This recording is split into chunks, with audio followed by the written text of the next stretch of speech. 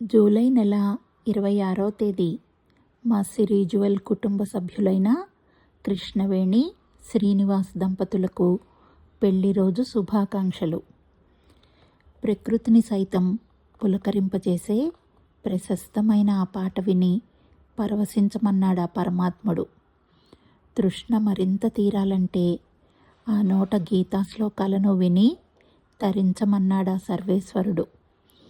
శ్రీవారిగా సృజనలో ఆరితేరిన శ్రీనివాసుడే సరైన వాడని జత కలిపేసుంటాడా జగదీశ్వరుడు.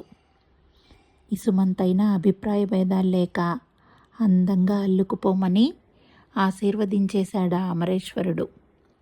మీరిద్దరూ మీకో ఇద్దరు అన్నట్టు ఇంపైన కుటుంబం.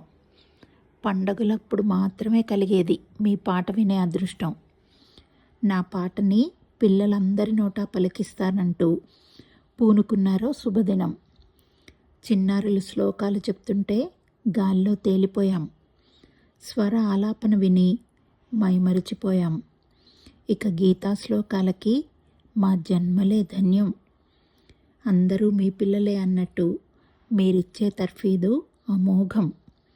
పుట్టినరోజంటే దీపాన్ని వెలిగించడం అంటూ మీరిచ్చిన సందేశం అద్భుతం. ఆ భగవంతుని ఆశీస్సులు సదా మీపై కురియాలంటూ భక్తిగా కోరుతున్నాం వరం.